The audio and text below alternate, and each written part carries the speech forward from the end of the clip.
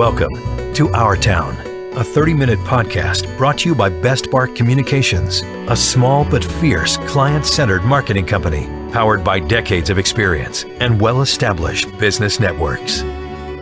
This is Andy Ockershausen, and this is Our Town, and we have the pleasure, a distinct personal pleasure to me, to talk with a very dear friend who's made a great impact on the city of Washington. A name most of you don't know, but you should, is Lyles Carr, is with the McCormick Group.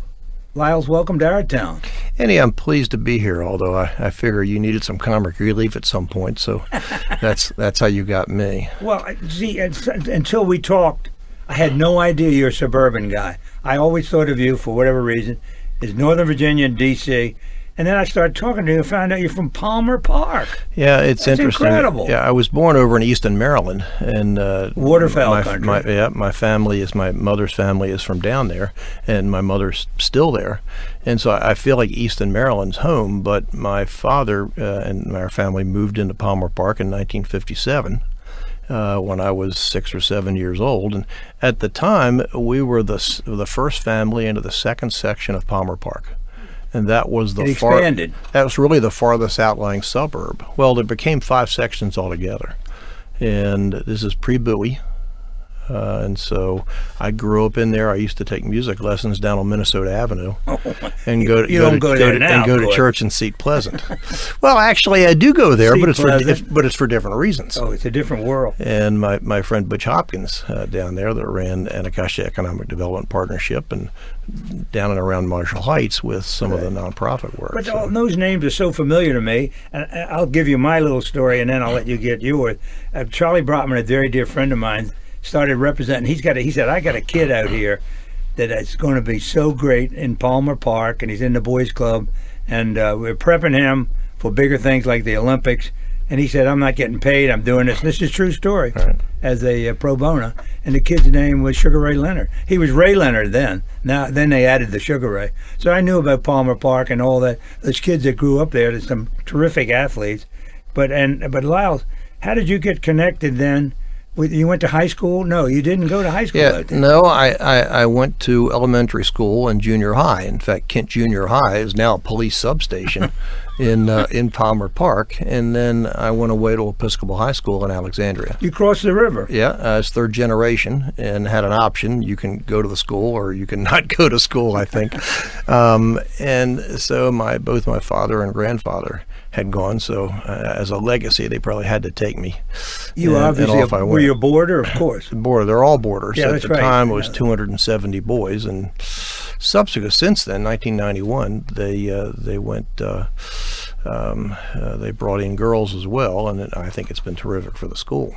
Well, we went through the same thing at St. Stephen's, and they joined with St. Agnes.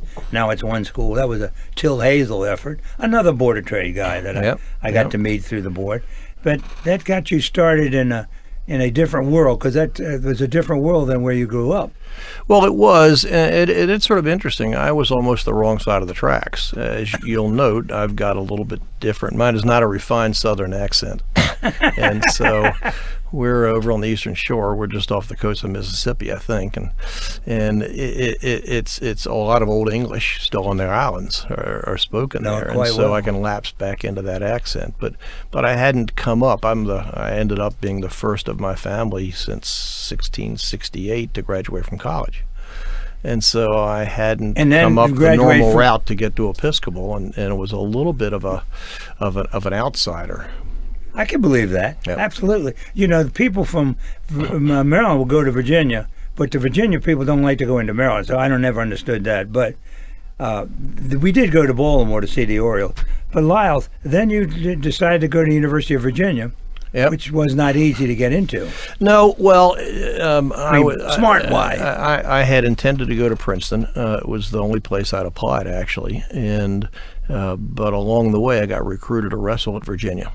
Mike Caruso, who had been 3-time national champion at Lehigh, went down to sort of revitalized the Virginia wrestling program. And a fellow had been in his captain at Lehigh, Harley Ferguson, had been a captain at Episcopal and used to come back on the weekends and scrimmage with me. And Harley said, there's this kid up at this prep school in Virginia that you ought to look at. And they got me down there on one of the football weekends, I suppose, and that sort of sealed the deal. See, that's why you're here, Lyle. There's so many things I'm learning about you, and so many people are going to learn it because they're going to listen. Believe me, we're in radio now. We're going to be podcasting, but it's radio. To find out about your wrestling career, that's just great. Well, it was shortened. I did okay in my first year, and then I've got a medical condition that sort of knocked me out in my second year, and that was that. We weren't on scholarship at the time, and I was putting myself through school, so it was actually time to go to work. So while you were in UVA, of course. Yeah, oh yeah. Well, you've got to find a way to pay the bills, and although I was fortunate because I ended up counted as an in-state resident, and UVA is the best value you can find, I think, in high quality higher education. School. Fabulous school. Anyhow. We had the pleasure of last week to spend a whole day over with our friends on the Eastern Shore in Trapp. Mm-hmm. Obviously, you know where Trapp is. Yeah. He's in the waterfowl world, and just had a delightful time and love it over there. And his name was Van Fossen. I don't know whether you recognize that name. He owned the Beowulf in Washington. Used to be an old watering hole. I don't know him. I know the name, and I certainly know Trapp. That's where Jim Rouse is from, of course. Well, he's into everything with the waterfowl, and we go over there and visit Easton usually during the festival. Oh, we've been several times. Janice does shopping, and we just hang out waiting for the fowl. You know? Well, it's a plug for that festival, by the way. That's the second weekend in November, and it's been probably 40 years, maybe longer, but it's a terrific opportunity. It really is. We love see love the people. Everything from carving to it's a hoot to go to the goose calling championship. So it's just sort of a nice weekend. Easton's the really county is. seat, of course, whole, and it's fairly cosmopolitan. Well, how did this lead you to be involved with the McCormick Group? This background doesn't sound like... I mean, to be honest, I'd gone an entrepreneurial route coming out of school with a group that I was doing part-time work for, and they were going to develop a Hilton Convention Center and redevelop the old Monticello Hotel, and they brought me on as controller to help with that, and they had a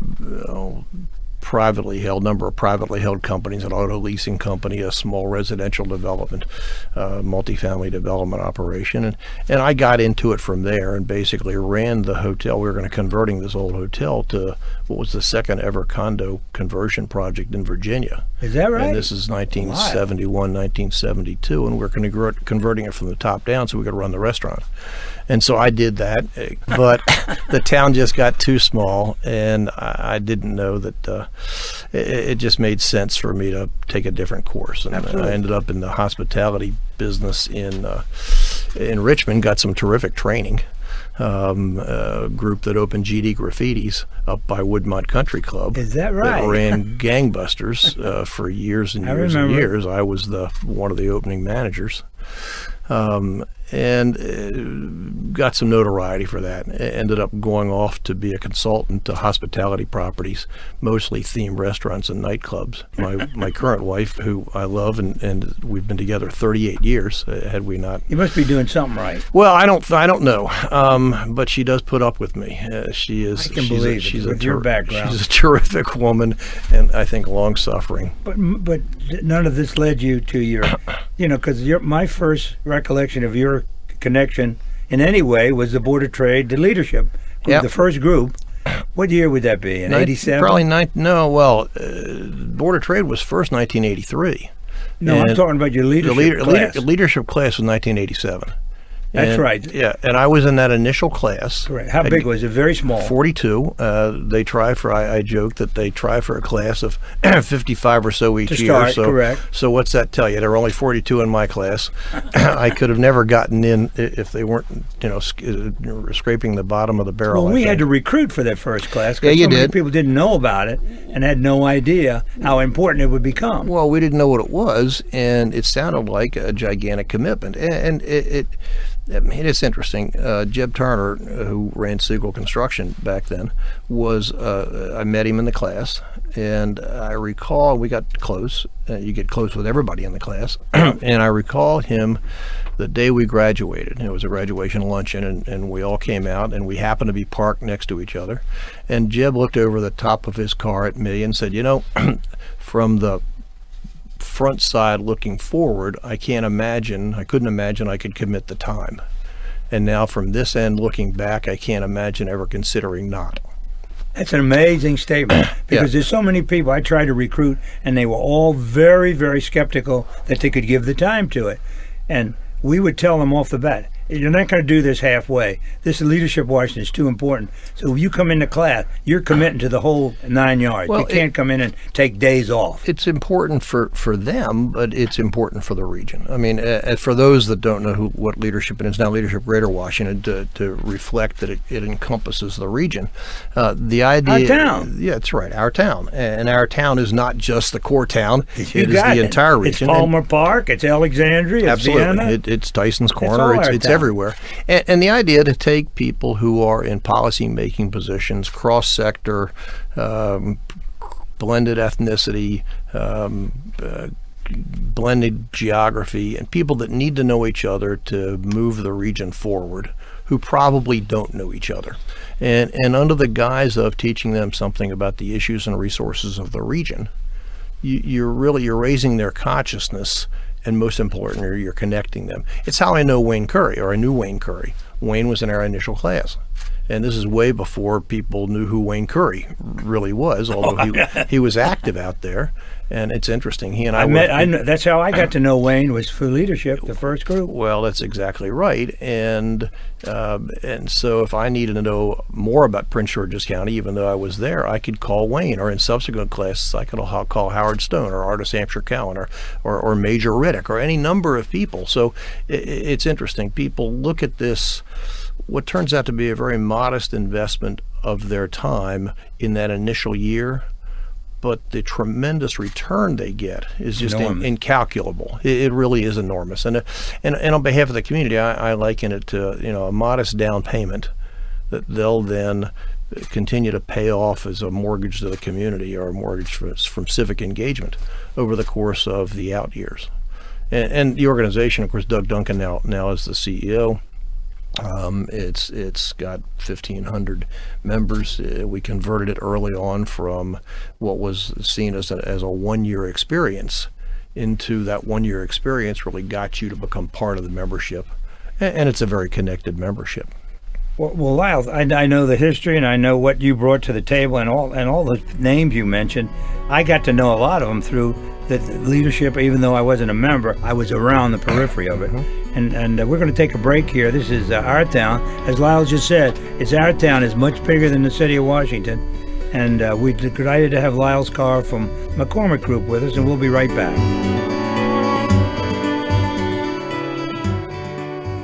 Are you retired or soon will be? Is your will up to date? Don't want to leave a mess for your family to clean up. I'm attorney Mike Collins, the guy who sends you those invitations to my estate planning seminar.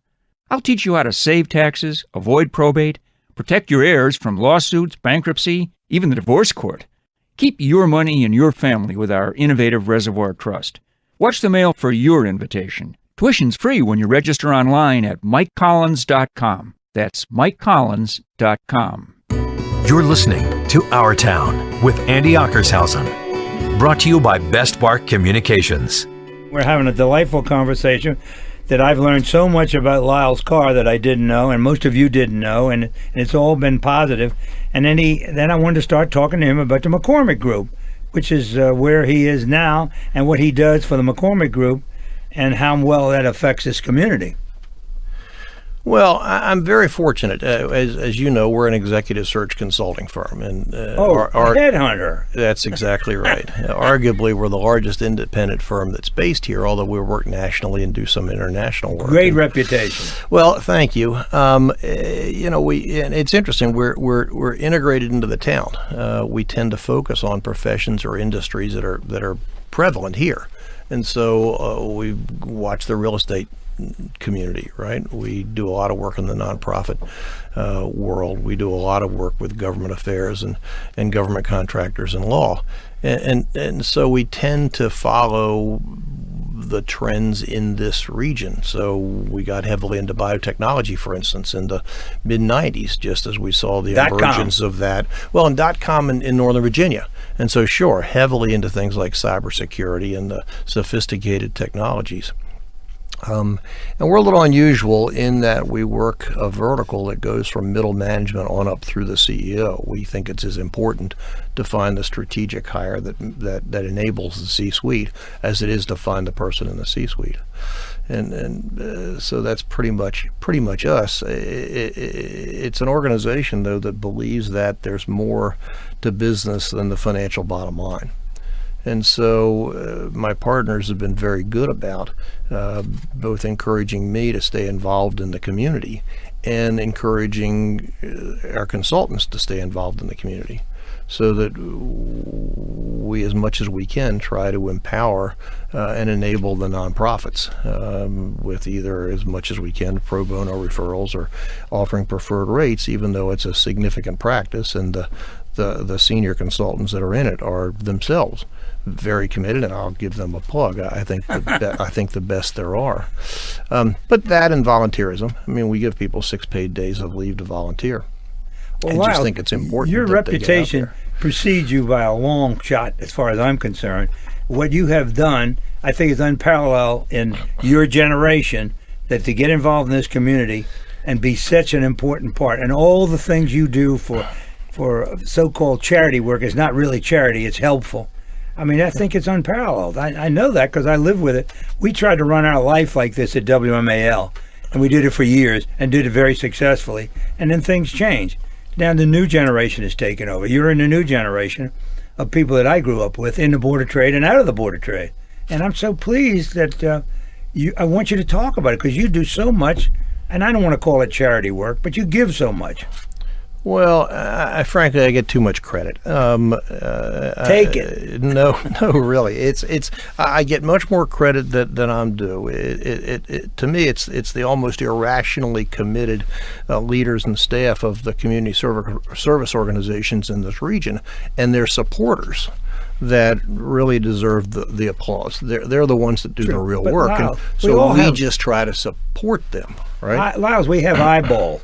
I see you at so many events and so many occasions, and you could say maybe I do the same thing, but I'm there as an observer on a lot of occasions.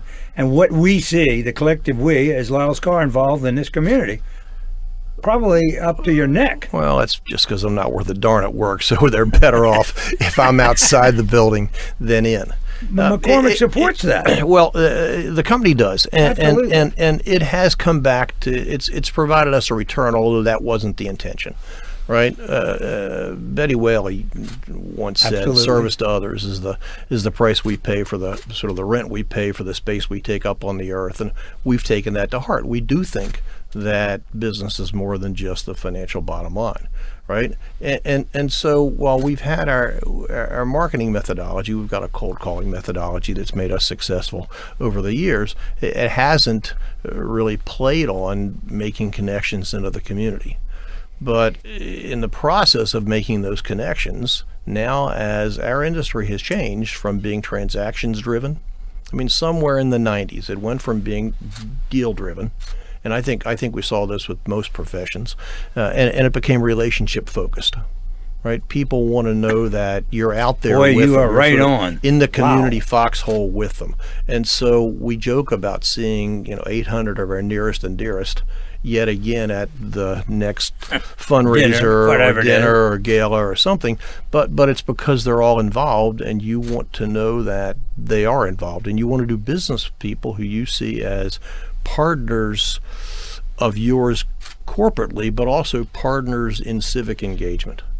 Right, and so for us, we think that's important, and I've just been the fortunate one, again because I'm not worth a darn in the office, to be shoved out of the office to be more involved in organizations like the Board of Trade or Leadership Greater Washington or Greater DC Cares or everything else you do, various other That's why I say nonprofit organizations. You're in a generation level below mine, and there's another generation level below you that's going to come along. I hope Brendan Martin has been with us today, understands that it's going to be his opportunity in the future is to take up some of these things and do it. Give back to the community, and you'll get rewarded. And they do, although, gosh, I hate to say it's a whole generation, but Alex Orfinger. You look at people like Alex Orfinger, who is now the executive vice president for American Business Journals, but was the longtime publisher of the Business Journal here, and the amount of work that he did in pulling the corporate community together around civic engagement, and that's being continued by his successor and by the rest of the staff there, James McGregor, and the rest of the staff there at the Business Journal. But you see people like him, people like Craig Strent, like Josh Caron, just a whole number of people out there that have rolled up their sleeves and said, we're going to be involved. It's important. Tom Raffa, I think, has created a bunch of these kinds of things. And, you could run off just a list of names, and I'm, Wow, you can name Catherine Malloy. That's my find. Well, I hired Catherine, and she came to WMAL so many years ago. She probably wouldn't want to talk about it, but well over 35 years ago. And look what, and her generation has achieved success. But there's going to be another group under Catherine that's coming along. I'm pleased to say, by the way, we placed Catherine at Goodwill. Thank you. Oh, did you? Oh my! You connected. You were a connector. You got her there, and we recognize that talent. She got it. I told her, and she will tell you that when she first came here, I said, "How do I do it?" I said, "Here's what you do: get in the member of the Board of Trade. You don't have to be on the board. Just show up at everything, and it don't have to stay all the time, but show up and do your cameos and meet some people, and voila! That I'm sure that emboldened her life. She'll tell you that, the Board of Trade." And meeting people. She worked with us on leadership. She wasn't one of the founders, but she followed us to help the leadership group. No, I'm still on her about going through it herself, by the way. So, Catherine, if you're listening, she'll be listening. This is the year. But it's interesting. The thing that got me involved in Leadership Greater Washington was the feeling that I was floating on the surface of things. I'd gotten involved in the Board of Trade in 1983. A friend of mine who was on the membership committee at the time, I think he needed a scalp, and there I was. And I felt that we ought to get involved, and so did. And they lured me onto the membership committee, and I didn't realize that back then, whoever happened to sell the most memberships in that year was automatically the chair the next year. Oh, yeah. And natural salesman. So there I was. And I started as a bird dog. I can relate to that. And we did well enough that Till Hazel said, "You're going to do this again the next year." and sort of turned it into a sales organization. And from there, I started to meet people. I mean, the Board of Trade is really the central place to be. It certainly was then, and I think still is now. If you're going to be involved in business in this region, you need to be involved in the Board of Trade, even though you're involved in many other things, whether it's the NVTC, it's not mutually exclusive, or the Maryland Tech Council, or the DCBIA, or the local chamber, right? And that gave me an opportunity to connect to people. So I ended up serving on this committee and that committee, but I felt like I wasn't making a sufficient difference, right? And so Leadership Washington came along, and I said, this looked like an opportunity to get more deeply involved, to really understand what the community is. Now, I then looked at the application, filled it out, and then didn't turn it in. And because I said, there's just no way on earth that they're going to pick me. And I honestly don't handle embarrassment very well, and so little did you know. Well, Bob Gray. Couldn't fill the class. That's exactly right. Bob Gray called me the afternoon before the deadline and said, "Where's your application?" And Bob, I'm just embarrassed to send this thing in. And lo and behold, I got selected.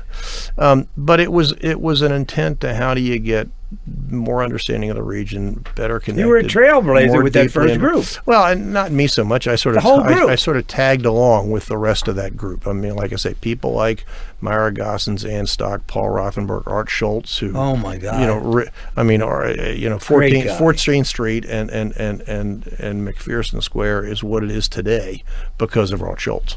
But Pedro Alfonso and Butch Hopkins and just Ed Norton. Ed Norton. Name. Lots of people who were in Wayne Curry. Well, Lyles, I want to finish all your work outside of the Board of Trade, and we're going to take another break here. And this is Andy Ockershausen. This is Our Town, and we're talking to Lyles Carr. a big member of this community.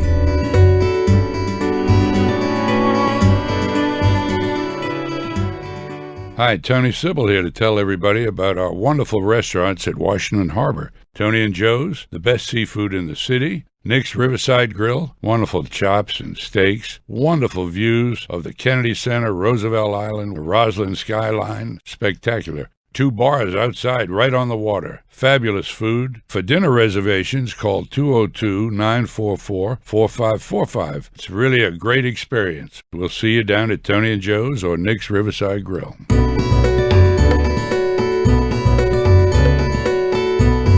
You're listening to Our Town with Andy Ockershausen. I was about to ask Lyle, in addition to his work in the nonprofit world, the Elio Monastery, or whatever that is that Elio Monastery. he also spends a lot of time in the poker world. It's one of his reliefs from the tedium of giving so much. He sends in the poker game, tries to take, and he is a world-class poker player. He's a tournament player, and I think that's wonderful. I really do. I don't know that world class is the appropriate. You go to Las Vegas, to me, that's world class. Well, it's anybody that'll pay their way into the tournament, they'll let you in. So, but I do have fun playing, and I play with a couple of groups. One that you know quite well. That's been around, gosh, probably 30 years.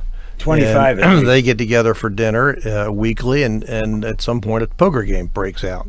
And interestingly, David Abramson got me into that. There were 2 Abramsons, right? One of them was a doctor. No, I only know David, who was the advertising advertising executive, right? But they're a terrific group of guys. The amazing thing to me, they do it every week. How they get out once a week? Well, there's a good question. They manage to do it. But it's a fun group, and there are a couple of others that I play with I think it's great that you do that, Lyle. And there's a lot more to you, and a lot more to your working with the charities and other groups. Is there anything really active now going on in the city that we would talk about? That I'm not as aware as I used to, because they bumped me off the board. Well, the city, they aged me out of the board. It's not just the city, but the region has to come together. We need to be part of our region. And you've seen some of this written in the Business Journal probably 6-7 months ago. You see Bob Buchanan's now working this with the 2030 group. You see that Ted Leonsis and Russ Ramsey are pulling together a group to do this. That itself, though, it seems to be a fragmented effort. And what used to be the center city, and the group in the 70s that would pull things together and try to get something done, as the centrifugal force of the suburbs sort of pulled the city out, and with the Beltway Bandits and then beyond, and people that didn't feel like they were really affixed to the region. There's no patriarchal kind of approach. I have a client, Eastman Chemical, down in Johnson City, Tennessee, and they are the town, and as goes the town goes the company town. The company, and so they're very serious about their responsibility to that town. Well, we don't have Eastman Chemical here, and so one of the things that again Alex Orfinger did years ago with the Business Philanthropy Summit was to try to pull business leaders together to understand the need to convene to push the region forward, right? And so we need that. We tend to think parochially. It's tough because of the way that the governments are set up in the jurisdictions.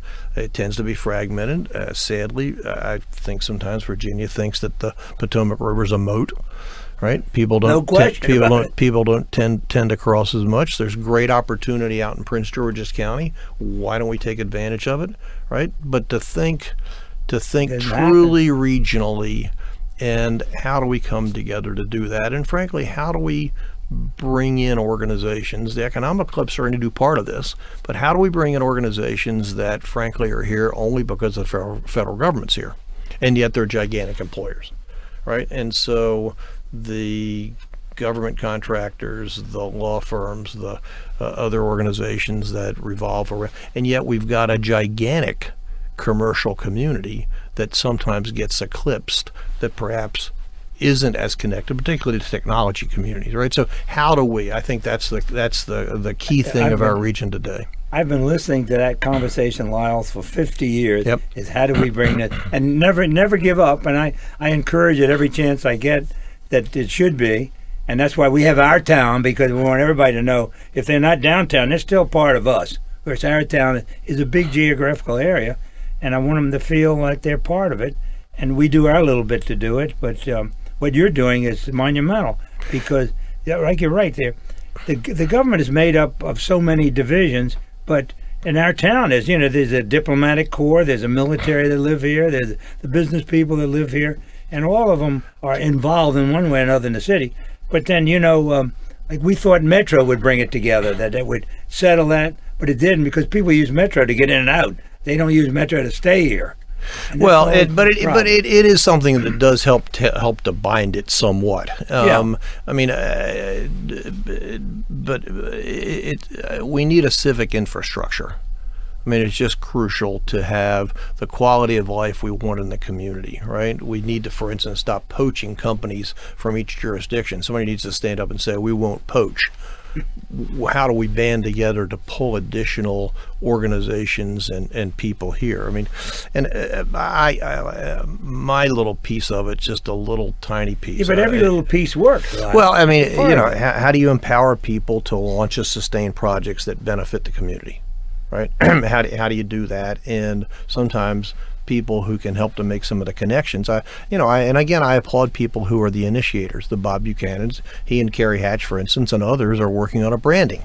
How do you rebrand? How do you rebrand Washington so it's not just a government town? It's our town, and our town is not the federal government. That's right? That it's not. And although the federal government is a rich part of it, and you simply don't want to deny it. It's not an us or them. It's all of us together. It's funny. Shirley Chisholm once talked about the American melting pot, and she said that's really a misnomer. It's much more like a tossed salad, right? Where you see all the various ingredients, but they come together and blend so well in that salad. Well, all of those different ingredients, the diplomatic community, the federal government, the technology group, the various industrial complex, and the various cultures that are in this rich region, that how do we pull them all together? Right, and that's an ongoing process. It is an ongoing process, but I think it is become more crucial and more important today, because otherwise we continue to start to pull apart. And I live with it, and you live with it. But what you do is incredibly important in all these groups that you work with, and I encourage you to continue to do it. And don't get frustrated if it doesn't happen. Keep at it, because it's going to eventually have to happen. Sometime down the road, this thing's going to come together. I don't know when, neither do you, but I know you'll continue to work at it. Well, you're nice to say. I think I'm just a little fish with a big mouth, but I appreciate the opportunity. Wait a minute, love. To shoot it off. I felt the same way when I used to do editorial, a little voice, but people loved it. We had the politicians loved it. We loved so much that they threatened to take away our parking at Capitol Hill. We do an editorial about, we called it Congressional Airport. It was there for the convenience of Congress. It shouldn't have an airport there. It's right in the middle of a thing. But that's a big asset to our city, Lyle. And you are a big asset to our city. Well, thank you very much, and thank you for having me on the show. You've been listening to Our Town Season 1 with your host, Andy Ockershausen. New Our Town podcast episodes are released each Tuesday and Thursday. We welcome your comments and suggestions on how you like the show or who you'd like to hear from next. Catch us on Facebook at Our Town DC or visit our website at OurTownDC.com. Our special thanks to WMAL Radio in Washington, D.C. for hosting our podcasts.